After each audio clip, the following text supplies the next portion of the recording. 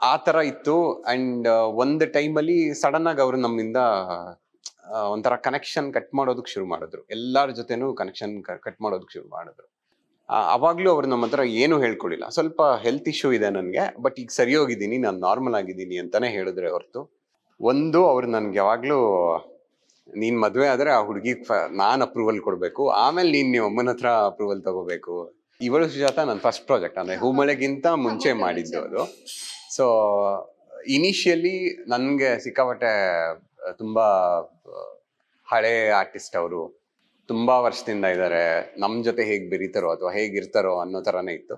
ಆಮೇಲೆ ಸ್ಟಾರ್ಟಿಂಗ್ ಅಲ್ಲೂ ಒಂಥರ ಹಾಯ್ ಬಾಯ್ ಈ ತರಾನೇ, ಎಷ್ಟು ಬೇಕಷ್ಟು ಅನ್ನೋ ತರಾನೇ ಇತ್ತು. ಆಮೇಲೆ ಹೋಗ್ತಾ ಹೋಗ್ತಾ ಇವಾಗ ನೀವುಗಳು ನೋಡಿರ್ತೀರಾ ಸ್ಕ್ರೀನ್ ಅಲ್ಲಿ ಕೆಲವೊಂದು ಸೀನ್ಸ್ ತುಂಬಾ ನಿಮಗ್ ಕನೆಕ್ಟ್ ಆಗುತ್ತೆ.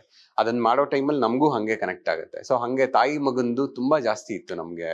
ಒಂದು 100 ಎಪಿಸೋಡ್ಸ್ ಆ ಪೊಸೆಸಿವ್ ಮದರ್ ಫೀಲಿಂಗ್ ಎಲ್ಲ ತುಂಬಾ ತೋರಿಸಿದ್ರು.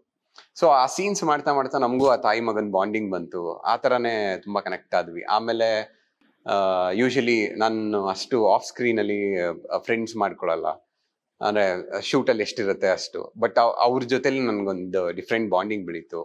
ಅವ್ರ ಮನೆಗೆ ಏನಾದರೂ ಗೆಟ್ ಟುಗೆದರ್ಸ್ ಕರೆಯೋದಾಗ್ಲಿ, ಏನಾದ್ರು ಹಬ್ಬಕ್ಕೆ ಇದಕ್ಕೆಲ್ಲ ಹೋಗೋದಾಗ್ಲಿ, ಆ ಥರ ಇತ್ತು. ಆ್ಯಂಡ್ ಒಂದು ಟೈಮಲ್ಲಿ ಸಡನ್ ಆಗಿ ಅವರು ನಮ್ಮಿಂದ ಒಂಥರ ಕನೆಕ್ಷನ್ ಕಟ್ ಮಾಡೋದಕ್ಕೆ ಶುರು ಮಾಡಿದ್ರು. ಎಲ್ಲಾರ ಜೊತೆನೂ ಕನೆಕ್ಷನ್ ಕಟ್ ಮಾಡೋದಕ್ಕೆ ಶುರು ಮಾಡಿದ್ರು. ಇನಿಷಿಯಲಿ ನಮ್ಗೆ ಅರ್ಥ ಆಗ್ಲಿಲ್ಲ ಅದೆಲ್ಲ, ಅಂದ್ರೆ ಅವ್ರು ಏನು ಹೇಳ್ಕೊತಾ ಇರ್ಲಿಲ್ಲ. ಇನ್ಫ್ಯಾಕ್ಟ್ ಒಂದು 2 ವರ್ಷದ ಮುಂಚೆ ನಾವೆಲ್ಲ ಅದೇ ನಾವು ಅಂದ್ರೆ ಅವ್ರು ತೀರ್ಕೊಳ್ಳೋದಕ್ಕಿಂತ 1 ವರ್ಷ ಮುಂಚೆ ಮೀಟ್ ಆಗಿದ್ವಿ. ಒಂದು 8 to 9 months ಮುಂಚೆ ಮೀಟ್ ಆಗಿದ್ವಿ. ಅವಾಗ್ಲೂ ಅವ್ರು ನಮ್ಮ ಹತ್ರ ಏನು ಹೇಳ್ಕೊಳ್ಳಿಲ್ಲ. ಸ್ವಲ್ಪ ಹೆಲ್ತ್ ಇಶ್ಯೂ ಇದೆ ನನಗೆ, ಬಟ್ ಈಗ ಸರಿ ಹೋಗಿದ್ದೀನಿ, ನಾನು ನಾರ್ಮಲ್ ಆಗಿದ್ದೀನಿ ಅಂತಾನೆ ಹೇಳಿದ್ರೆ ಹೊರತು, ತುಂಬಾ ಫೈನಲ್ ಸ್ಟೇಜಿಗೆ ಬಂದಾಗ್ಲೇ ನಮಗ್ ಗೊತ್ತಾಗಿದ್ದು ಅವ್ರಿಗೆ ಏನಾಗ್ತಾ ಇತ್ತು, ಅವ್ರು ಏನಕ್ಕೆ ಅದನ್ನ, ಎಲ್ಲಿ ಸಿಂಪತಿ ಸಿಕ್ಬಿಡುತ್ತೋ ಅಥವಾ ಎಲ್ಲಿ ನನ್ನ ಜೊತೆ ಮುಂಚೆ ಮಾತಾಡ್ತಾ ಇದ್ದಿದ್ ತರ ಅವರು ನನ್ನ ಜೊತೆ ಬಿಹೇವ್ ಮಾಡಲ್ವೋ ಅನ್ನೋ ಒಂದು ಯೋಚನೆಯಲ್ಲಿ ಅವ್ರು ನಮ್ಮ ಹತ್ರ ಏನು ಹೇಳ್ಕೊಳ್ಳಿಲ್ಲ. ಬಟ್ ಆ ವಿಷಯ ಗೊತ್ತಾಗೋ ಅಷ್ಟರಲ್ಲಿ ತುಂಬಾ ಲೇಟ್, ಅಂದ್ರೆ ನಮಗೂ ತುಂಬಾ ಲೇಟಾಗಿ ವಿಷಯ ಗೊತ್ತಾಯ್ತು. ತುಂಬಾ ಒಂಥರ ಸಂಕಟ ಆಗೋಯ್ತು. ಯಾಕೆಂದ್ರೆ ಜೊತೆಲಿ ಕೆಲಸ ಮಾಡೋದು ಬೇರೆ, ಜೊತೆಲಿ ಕೆಲಸ ಮಾಡೋರು ಇವಾಗ ನಮ್ ಜೊತೆ 100 ಜನ ಕೆಲಸ ಮಾಡಿದ್ರೆ ಅದ್ರಲ್ಲಿ ಯಾರಾದ್ರೂ ಒಬ್ರು ನಮ್ಗೆ ತುಂಬಾ ಹತ್ರ ಆಗ್ತಾರೆ. ಫ್ಯಾಮಿಲಿ, ಫ್ರೆಂಡ್ಗಿಂತ ಒಂದು ಫ್ಯಾಮಿಲಿ ಆಗಿ ಕನೆಕ್ಟ್ ಆಗ್ಬಿಟ್ಟಿರ್ತೀವಿ. ಸೊ ಅದು ತುಂಬಾ ಕಷ್ಟ ಆಯ್ತು ಆ ಪಾಯಿಂಟ್ ಅಲ್ಲಿ ನನ್ಗೆ. ಮಜಾ ಟಾಕೀಸ್ ಅಲ್ಲಿ ಅನದರ್ ವರ್ಷನ್ ವರಲಕ್ಷ್ಮಿ ಹೆಂಗಿರ್ತಿದ್ರು ಆಫ್ ಸ್ಕ್ರೀನ್ ಸೆಟ್ ಅಲ್ಲಿ ನಿಮ್ಗಳ ಜೊತೆ? ಅಷ್ಟೇ ಆಕ್ಟಿವ್ ಆಗಿ, ಅಷ್ಟೇ ಜಾಯ್ಫುಲ್ ಆಗಿರ್ತಾರೆ? ಆಕ್ಚುಲಿ ನೀವು ಮಜಾ ಟಾಕೀಸ್ ಅಲ್ಲಿ ಏನು ವರ್ಷನ್ ನೋಡ್ತಾ ಇದ್ರಿ, ಆ ಹೈಪರ್ ಆಕ್ಟಿವ್ ಇದು, ಅವ್ರ ಆಫ್ ಸ್ಕ್ರೀನ್ ಬಂದ್ರೆ ಅಷ್ಟು ಸಟಲ್, ಅಷ್ಟು ನಯ ವಿನಯ. ಯಾವಾಗ್ಲೂ ಅಂದ್ರೆ ಅವ್ರು ಕುತ್ಕೊಳ್ಳೋದೆ, ಅವ್ರು ಕುತ್ಕೊಂಡಿರೋದು ನೋಡಿದ್ರೇನೆ ನಮ್ಗೆ ನಾವು ಹಂಗೆ ಕುತ್ಕೊಳ್ಳೋಣ ಅವ್ರ ಪಕ್ಕ. ಇವಾಗ ಒಬ್ರು ಅಷ್ಟು ಸೊಫೆಸ್ಟಿಕೇಟೆಡ್ ಆಗಿದ್ರೆ ತಮಾಷೆ ಮಾಡ್ತಾ ಇದ್ರು, ಸಿಕ್ಕಾಪಟ್ಟೆ ತಮಾಷೆ ಮಾಡೋರು, ರೇಗ್ಸೋರು, ಯಾರಿಗಾದ್ರು ಮನೆಯಿಂದ ತಿಂಡಿ ತಂದ್ಕೊಡೋದು ಅಥವಾ ಅವ್ರಿಗೆ ಸಿಕ್ಕಾಪಟ್ಟೆ ಕುರುಕು ತಿನ್ಬೇಕು, ಆ ತರ ಇದು ಜಾಸ್ತಿ ಅವ್ರಿಗೆ. ಸೊ ಅದು ಇದು ತರೋರು, ಸೆಟ್ಟಲ್ಲಿ ಎಲ್ರಿಗೂ ಕೊಡೋರು ಅಥವಾ ನಮಗ್ ಕೊಡೋರು, ತಮಾಷೆ ಮಾಡ್ಕೊಂಡು ಇರ್ತಾ ಇದ್ರು. ಬಟ್ ಅವ್ರು ಏನೇ ತಮಾಷೆ ಮಾಡಿದ್ರು ಅವ್ರು ಯಾವಾಗ್ಲೂ ಆ ಒಂದು ಸೊಫೆಸ್ಟಿಕೇಟೆಡ್, ನಮ್ಗೆ ದೊಡ್ಡೋರು ಹಿರಿಕರು ಅನ್ನೋ ಒಂದು ಇದಿರುತ್ತಲ್ಲ, ಆ ತರಾನೇ ಇರ್ತಾ ಇದ್ರು ಅವ್ರು ಯಾವಾಗ್ಲೂ ಸೆಟ್ ಅಲ್ಲಿ. ಒಂದು ಮರೆಯಲಾಗದ ಇನ್ಸಿಡೆಂಟ್ ಅಂದ್ರೆ?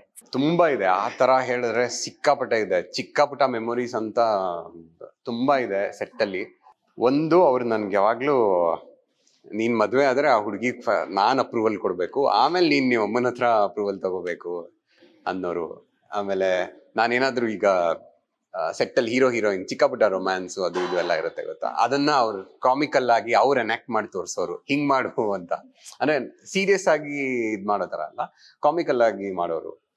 ಎಷ್ಟೋ ಸಲ ಇನ್ಫ್ಯಾಕ್ಟ್ ನನ್ಗೆ ಕನ್ನಡ ಉಚ್ಚಾರಣೆ ಆಗ್ಲಿ ಅಥವಾ ಇಷ್ಟು ಸ್ಪಷ್ಟವಾಗಿ ನಾನು ಇದ್ ಮಾಡೋದಕ್ಕಾಗ್ಲಿ ತುಂಬಾ ಅವರು ನನ್ನನ್ನ ಗ್ರೂಮ್ ಮಾಡಿದ್ದಾರೆ ಆ ವಿಷಯದಲ್ಲಿ ಹೇಳ್ಬೇಕು ಅಂದ್ರೆ. ಯಾವ್ದಾದ್ರು ಒಂದು ಸೀನ್ ಇದ್ರೆ ಅದಕ್ಕೆ ನಮ್ಗೇನಾದ್ರು ಈ ತರ ಮಾಡು, ನೀನು ಈ ತರ ಇಂಪ್ರೂವೈಸ್ ಮಾಡು ಅನ್ನೋ ವಿಷಯದಲ್ಲೆಲ್ಲ ತುಂಬಾ ಇನ್ಪುಟ್ಸ್ ಕೊಟ್ಟಿರೋದು, ತುಂಬಾ ಹೆಲ್ಪ್ ಮಾಡಿದ್ದಾರೆ ಇನಿಷಿಯಲಿ. ಆ ಕಾನ್ಫಿಡೆನ್ಸ್ ತುಂಬೋದಿರುತ್ತೆ ಗೊತ್ತಾ. ಇವಾಗ ತುಂಬಾ ವರ್ಷದಿಂದ ಒಂದು ಇಂಡಸ್ಟ್ರಿಲಿ ಇರ್ತಾರೆ, ಅಂದ್ರೆ ಆರ್ಟಿಸ್ಟ್ ಒಬ್ರು ಇಂಡಸ್ಟ್ರಿಲಿ ಇರ್ತಾರೆ, ಹೊಸಬ್ರು ನಾವು ಬಂದಾಗ ನಮಗ್ ಅವ್ರ ಮುಂದೆ ಒಂದು ಕಾನ್ಶಿಯಸ್ನೆಸ್ ಇರುತ್ತೆ. ಸೊ ಆಪೋಸಿಟ್ ಪರ್ಸನ್ಗೆ ಆ ಕಾನ್ಫಿಡೆನ್ಸ್ ತುಂಬೋದಿದೆಯಲ್ಲ, ಅದನ್ನ ನನಗೆ ಸ್ಪೆಷಲಿ ಬೇರೆ ಯಾರ ಜೊತೆಲಿ ಹೇಗಿದ್ರು ಬಿಟ್ರು ಅನ್ನೋದಕ್ಕಿಂತ ನನಗ್ ಸಿಕ್ಕಾಬಡೆ ಕಾನ್ಫಿಡೆನ್ಸ್ ತುಂಬಿದ್ದಾರೆ ಅವರು. ಆಕ್ಚುಲಿ ನಿಮ್ಮ ಸೋಷಿಯಲ್ ಮೀಡಿಯಾ ನಾವು ಚೆಕ್ ಮಾಡಿದಾಗ ಅಪರ್ಣಾ ಮ್ಯಾಮ್ ಜೊತೆ ಬಿಟ್ರೆ ಬೇರೆ ಯಾರ ಜೊತೆನೂ ಅಷ್ಟು ವಿಡಿಯೋಸ್ ಇಲ್ಲ.